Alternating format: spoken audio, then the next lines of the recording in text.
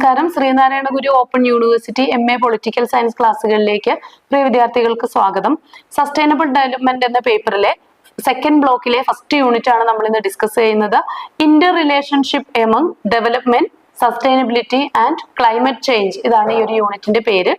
അപ്പൊ ഇവിടെ നമ്മൾ പഠിക്കുന്നത് ഈ ഡെവലപ്മെന്റ്, സസ്റ്റൈനബിൾ ഡെവലപ്മെന്റ് എന്ന ഒരു ടോപ്പിക്കാണ് നമ്മൾ കഴിഞ്ഞ 3 യൂണിറ്റുകളായിട്ട് ഡിസ്കസ് ചെയ്തുകൊണ്ട് വരുന്നത്. അപ്പൊ അതിലെ ഡെവലപ്മെന്റും എന്നാൽ സസ്റ്റൈനബിലിറ്റിയും ഇവ തമ്മിലുള്ള ബന്ധം, ഡെവലപ്മെന്റ് എന്നാൽ വികസനം എന്നാണല്ലോ അർത്ഥം. അപ്പൊ വികസനം പല രീതിയിൽ വികസനം സാധ്യമാണ്. അതായത് സസ്റ്റൈനബിലിറ്റി എന്ന കോൺസെപ്റ്റുമായിട്ട് ബന്ധമില്ലാത്ത രീതിയിലും വികസനം സാധ്യമാണ്.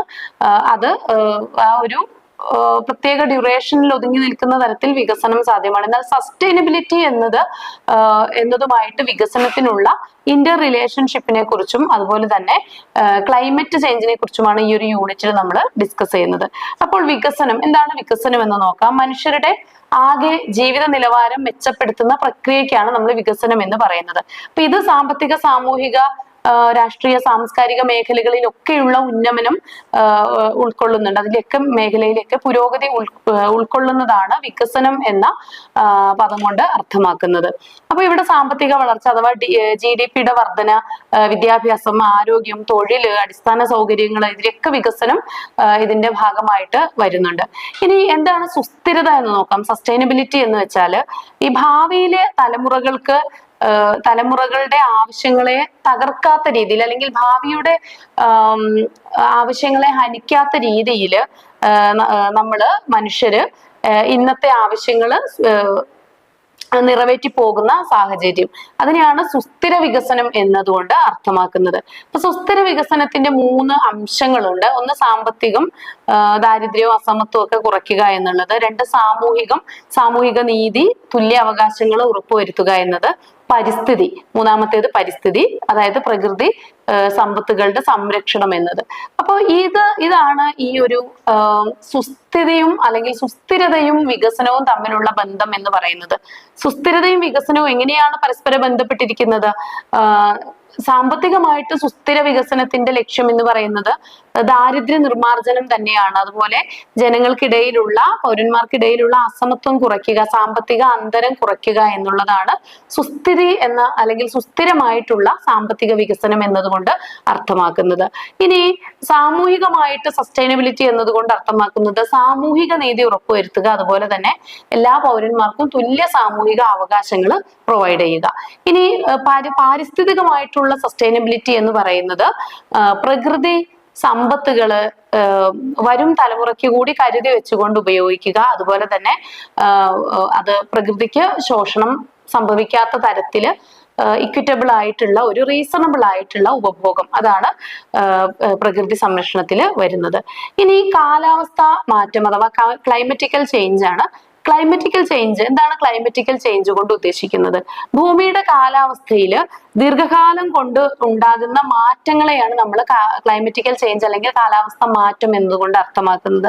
അപ്പൊ ഇതിന്റെ പ്രധാനപ്പെട്ട കാരണങ്ങൾ എന്ന് പറയുന്നത് ഒന്നാമത്തേത് ഗ്രീൻ ഹൗസ് വാതകങ്ങളുടെയൊക്കെ വർധനവാണ്. അതായത് കാർബൺ ഡൈ ഓക്സൈഡ്, മീഥേൻ, നീരാവി, ഇങ്ങനെയുള്ള കാര്യങ്ങളൊക്കെ നമ്മുടെ അന്തരീക്ഷത്തില് ക്രമാതീതമായിട്ട് ഉയരുമ്പോൾ ഉണ്ടാകുന്ന ആഗോളതാപനവും അതുപോലെയൊക്കെയുള്ള ഇഷ്യൂസ്, താപനില വർദ്ധിക്കുന്നത്, സമുദ്രങ്ങളിലൊക്കെ ഉണ്ടാകുന്ന മാറ്റങ്ങള്, സമുദ്ര ജലനിരപ്പ് ഉയരുന്നത്, പ്ലവകങ്ങളുടെ നാശനഷ്ടങ്ങൾ, ഇങ്ങനെയുള്ള പാരിസ്ഥിതികമായിട്ടുള്ള പ്രശ്നങ്ങളാണ് അതിൽ വരുന്നത്.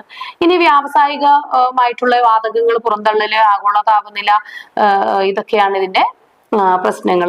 ഇപ്പൊ വെള്ളപ്പൊക്കവും വരൾച്ചയും അതുപോലെ കൃഷിയിലുള്ള പ്രതിസന്ധികള്, വിളനാശം, ജലസ്രോതസ്സുകൾ ഇല്ലാണ്ടാവല്, ഇങ്ങനെയുള്ള കാര്യങ്ങളൊക്കെ ഇതിന്റെ ഭാഗമായിട്ട് വരുന്നുണ്ട്. ഇനി കാലാവസ്ഥാ മാറ്റങ്ങൾ തടയാനുള്ള മാർഗങ്ങൾ എന്തൊക്കെയാണെന്ന് നോക്കാം. ഒന്നാമത്തേത് കാർബൺ എമിഷൻ കുറയ്ക്കുക എന്നുള്ളത് തന്നെയാണ്. അതായത് കാർബൺ പുറന്തള്ളുന്ന മാർഗങ്ങൾ അത് പരമാവധി കുറച്ചു കൊണ്ടുവരിക എന്നുള്ളതാണ്. അപ്പോൾ അതിനുവേണ്ടി എന്ത് ചെയ്യാൻ പറ്റും? ഉപയോഗ സാധ്യതയുള്ള ഊർജ്ജ സ്രോതസ്സുകൾ, solar energy, wind energy, tide energy, ഇതിനെയൊക്കെ ഉപയോഗിക്കുക. വന സംരക്ഷണം, ഫോറസ്റ്റേഷൻ നടത്തുക, അതുപോലെ തന്നെ പരിസ്ഥിതി സൗഹൃദ സാങ്കേതിക വിദ്യകൾ പ്രയോജനപ്പെടുത്തുക, അത് പരിസ്ഥിതി വിദ്യാഭ്യാസം പ്രോത്സാഹിപ്പിക്കുക.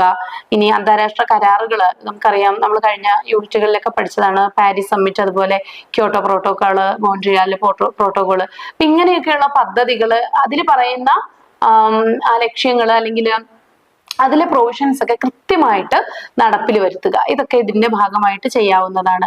ഇനി വികസനവും കാലാവസ്ഥാ മാറ്റവും തമ്മിലുള്ള ബന്ധം നോക്കാം. ഒരു പരിധി വരെ അനിയന്ത്രിതമായിട്ടുള്ള ഒരു വ്യാവസായിക വികസനം ഉണ്ടായി കഴിയുമ്പോൾ കാലാവസ്ഥ മാറ്റം സ്വാഭാവികമായിട്ടും വന്നു ചേരും. ഇന്ന് ഉണ്ടായിരിക്കുന്ന കാലാവസ്ഥ മാറ്റത്തിന്റെ കാരണം എന്ന് പറയുന്നത് അത് തന്നെയാണ്, ഒരു അനിയന്ത്രിതമായിട്ടുള്ള വ്യാവസായിക വളർച്ച. എന്ന് വെച്ചാൽ 18ാം നൂറ്റാണ്ടിലാണ് വ്യവസായ വിപ്ലവം ഉണ്ടാവുന്നത്. അന്ന് ത്വരിതഗതിയിൽ ഉണ്ടായിട്ടുള്ള ഈ വ്യാവസായിക വളർച്ചയാണ് പെട്ടെന്ന് പ്രകൃതിക്ക് കോട്ടം സംഭവിക്കുക, അല്ലെങ്കിൽ പ്രകൃതിയുടെ വിഭവങ്ങൾ ശോഷണത്തിനും കാലാവസ്ഥാ മാറ്റത്തിനും ഒക്കെ കാരണം ആയിട്ടുള്ളത്. അപ്പൊ ഇനി കാലാവസ്ഥാ നീതി എന്നൊരു കോൺസെപ്റ്റ് ആണ്, ക്ലൈമറ്റ് ജസ്റ്റിസ് എന്ന കോൺസെപ്റ്റ് ആണ് ഇനി നമുക്ക് ഡിസ്കസ് ചെയ്യാനുള്ളത്. അതിന്റെ അർത്ഥവും പ്രാധാന്യവും എന്താണെന്ന് നോക്കാം. കാലാവസ്ഥാ മാറ്റം മനുഷ്യാവകാശ പ്രശ്നമായും അതുപോലെ തന്നെ സാമൂഹിക നീതിയുടെ ഒരു വലിയ ഇഷ്യൂ ആയിട്ടും കാണുന്ന ഒരു സമീപനമാണ് കാലാവസ്ഥാ നീതി എന്നതുകൊണ്ട് അർത്ഥമാക്കുന്നത്. അപ്പൊ കാലാവസ്ഥാ പ്രത്യാഘാതങ്ങൾ എല്ലാവർക്കും തുല്യമായിട്ട് ബാധിക്കുന്ന ഒന്നല്ല, അല്ലെ? നമുക്കറിയാം കാലാവസ്ഥ ഏത് പ്രശ്നവും ബാധിക്കുന്നത് അല്പം താഴേക്കിടയിലുള്ള ആളുകളെയും അതുപോലെ ദുർബല വിഭാഗങ്ങളെയാണ് എല്ലാ പ്രശ്നങ്ങളും ബാധിക്കുന്നത്. അപ്പൊ തീർച്ചയായിട്ടും കാലാവസ്ഥാ മാറ്റവും അതുപോലെ തന്നെയാണ്. എല്ലാ വിഭാഗങ്ങളെയും ഒരുപോലെ അങ്ങ് ബാധിക്കുന്ന ഒരു വിഷയമല്ല ഇത്. അപ്പൊ അതിനാൽ അധികം ബാധിക്കാത്തവര് കൂടുതല് ബാധിക്കുന്നവർക്ക് കൂടുതൽ സംരക്ഷണം നൽകുന്ന ഒരു ഉത്തരവാദിത്തമുള്ള ഒരു രീതിയാണ് ഇവിടെ അവലംബിക്കേണ്ടത്. അപ്പോൾ അതിനു വേണ്ടിയിട്ട് പ്രകൃതി ദുരന്തങ്ങൾക്ക് ഇരയാകുന്നവർക്കൊക്കെ വേണ്ടിയിട്ടുള്ള പാക്കേജുകൾ, കുടിയേറ്റ പദ്ധതികൾ, അങ്ങനെയുള്ള കാര്യങ്ങളൊക്കെ എല്ലാവരും കൃത്യമായിട്ട് അതിൽ വേണ്ട ക്രമീകരണങ്ങൾ വരുത്തേണ്ടതായിട്ടുണ്ട്. സ്ത്രീകള്, ആദിവാസികള്, മത്സ്യത്തൊഴിലാളികള്, അതുപോലെ പ്രത്യേകമായിട്ടുള്ള വീക്കർ സെഷനെയൊക്കെ നമ്മൾ എന്ത് ചെയ്യണം, പ്രൊട്ടക്ട് ചെയ്യുന്നതിനുള്ള അല്ലെങ്കിൽ അവരുടെ കൂടി പ്രാതിനിധ്യം ഉറപ്പുവരുത്തിക്കൊണ്ടുള്ള ക്ഷേമ പദ്ധതികളും വികസന പദ്ധതികളും ഒക്കെയാണ് നടപ്പിൽ വരുത്തേണ്ടത്. അപ്പൊ അന്താരാഷ്ട്ര തലത്തിൽ എടുത്തു പറയേണ്ട ചില ആശയങ്ങളാണ്, നമ്മൾ ഈ മേഖലയിലുള്ള ചില ആശയങ്ങളാണ് ഇനി ഡിസ്കസ് ചെയ്യുന്നത്. കോമൺ ബട്ട് ഡിഫറൻഷ്യൽ റെസ്പോൺസിബിലിറ്റീസ്, എല്ലാവരും ഉത്തരവാദിത്തം വഹിക്കണം, പക്ഷെ അളവില് വ്യത്യാസം എന്നതാണ് ഈ ഒരു ആശയം. ഇതില് പാരീസ് കരാറ്, അതുപോലെ തന്നെ UNFSC ഇവയില് സമത്വം ഒരു കേന്ദ്ര വിഷയമായിട്ട് ഡിസ്കസ് ചെയ്യുന്നുണ്ട്. അതുപോലെ തന്നെ ലോസ് ആൻഡ് ഡാമേജ് ഫണ്ട്, പരമാവധി ബാധിക്കപ്പെടുന്ന രാജ്യങ്ങൾക്ക് നഷ്ടപരിഹാരം നൽകുന്നതിനുള്ള സംവിധാനങ്ങൾ ഉറപ്പുവരുത്തുന്നുണ്ട്. അപ്പൊ നമ്മൾ ഇവിടെ ഡിസ്കസ് ചെയ്യുന്നത് ഈ കാലാവസ്ഥാ നീതി എന്നത് കാലാവസ്ഥാ മാറ്റം മനുഷ്യരെ എല്ലാവരെയും ഒരുപോലെയല്ല ബാധിക്കുന്നത്, അതൊരു ഇക്വിറ്റബിൾ ആയിട്ടുള്ള ഒരു കാഴ്ചപ്പാടും സമീപനവുമാണ് ഈ ഒരു മേഖലയിൽ നമ്മൾ സ്വീകരിക്കേണ്ടത്. അപ്പൊ ഇതിന്റെ ഒരു പ്രാധാന്യം എന്ന് പറയുന്നത് ആഫ്രിക്ക, ദക്ഷിണേഷ്യ ഇതുപോലെയുള്ള അവികസിതമായിട്ടുള്ള പ്രദേശങ്ങൾ ഈ കാലാവസ്ഥാ മാറ്റത്തിന്റെ പ്രശ്നങ്ങൾ ഏറ്റവും അധികം ഫേസ് ചെയ്യുന്നുണ്ട്. ഏറ്റവും അധികം അവരെയാണ് അത് ബാധിക്കുന്നത്. പക്ഷെ അവർക്ക് അത് അവരല്ല അതിന് പ്രധാനപ്പെട്ട കാരണം എന്ന് പറയുന്നത്. ഇപ്പൊ വികസ്വര രാഷ്ട്രങ്ങളിലും അതുപോലെ അവികസിത രാജ്യങ്ങളിലും ഒക്കെ അവരുടെ കമ്പനികളുടെ ഈ പ്രകൃതി ചൂഷണവും അതുപോലെ തന്നെ ഇപ്പൊ ജലമൊക്കെ, ധാരാളമായിട്ട് ജലമൊക്കെ വേണ്ട കമ്പനികൾ, ഇപ്പൊ അമേരിക്ക പോലെയുള്ള വലിയ വൻകിട രാഷ്ട്രങ്ങള് അവരുടെ വൻകിട കുത്തക കമ്പനികളുടെ ഫാക്ടറികൾ സ്ഥാപിക്കുന്നത് വികസ്വര രാജ്യങ്ങളിലോ അല്ലെങ്കിൽ അവികസിത രാജ്യങ്ങളിലോ ആയിരിക്കും. ഇപ്പൊ ജലമോ അല്ലെങ്കിൽ മറ്റു പ്രകൃതി വിഭവങ്ങളോ ഒക്കെ മാക്സിമം ചൂഷണം ചെയ്യുന്നത് അവരുടെ രാജ്യങ്ങളിലേതായിരിക്കും.